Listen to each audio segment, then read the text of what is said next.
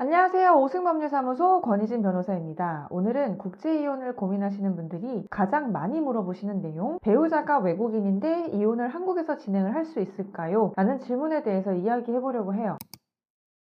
상담을 하다 보면 한국에서 할지 해외에서 할지 과연 어디에서 진행하는 것이 더 실익이 되는지 묻는 분들이 정말 많아요. 국제이혼은 국적, 거주지, 자녀의 생활 장소, 송달 가능성, 그리고 상대국의 이혼 허용 여부까지 여러 요소가 얽혀 있다 보니까 일반적인 이혼보다는 훨씬 더 복잡한 구조를 가지고 있습니다. 그래서 오늘은 한국에서 국제이혼을 할 수 있는 경우, 그리고 어떤 기준으로 판단될 수 있는지, 또 필리핀처럼 이혼이 허용되지 않는 나라의 경우에는 어떻게 되는지까지 실무 기준을 중심으로 말씀드려 보겠습니다.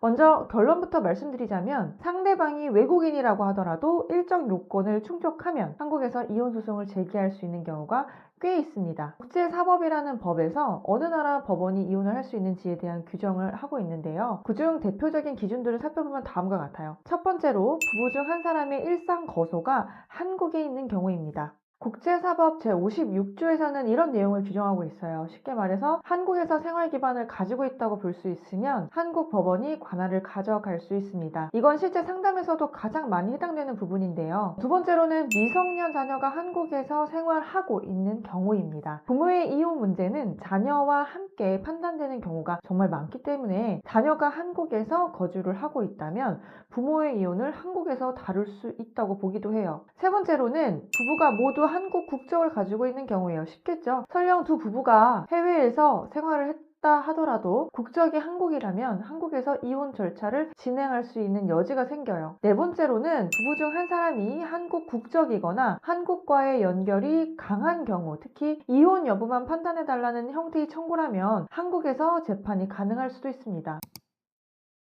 실제로 상담을 하다 보면 배우자는 해외에 있고 연락도 잘 안 되는데 저만 한국에서 소송을 할 수 있을까요? 라는 질문을 듣곤 해요. 앞에서 말씀드린 조건 외에 구체적인 여러 사유들을 판단했을 때 한국에서 진행할 수 있는 조건을 충족한다면 상대방에 대한 소장의 송달이 조금 시간이 걸릴 수는 있어도 한국에서 진행될 여지가 충분히 있을 수 있습니다. 그런데 반대로요, 한국에서 진행하는 것이 유리해 보이더라도 요건을 충족하지 못한다면 한국 법원에서 우리나라 관련성이 충분하지 않다고 보고 소송을 받아들이지 않을 수도 있어요. 이 부분 실제로 사건에서 자주 나오는 부분이거든요.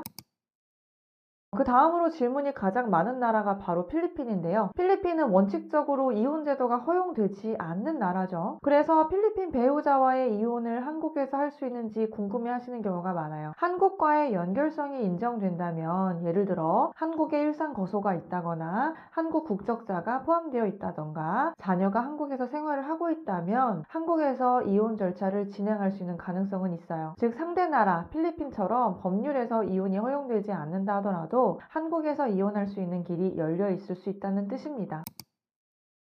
정리를 해보자면, 국제 이혼을 한국에서 할 수 있는지를 판단할 때는 다음과 같은 요소들이 함께 고려될 수 있습니다. 첫 번째, 한국과 부부의 생활적 연결이 있는지. 둘째, 송달이 가능한지. 셋째, 자녀의 생활 장소가 어디인지. 넷째, 상대국의 법률이 한국보다 지나치게 불리한지. 다섯째, 실제 판결 이후에 집행 가능성이 있는지. 여러 가지 요건이 있겠지만 국제 이혼은 외국인이니까 외국에서 해야 한다는 식으로 단순하게 판단하기 어려운 분야라는 점 아시겠죠? 어떤 경우에는 한국이 훨씬 유리하고 어떤 경우에는 한국에서 진행 자체가 어려울 수도 있습니다. 그래서 상담에서는 항상 한국에서 이혼이 가능한지 여부부터 먼저 정확하게 보자, 이 부분을 가장 먼저 확인을 하게 됩니다.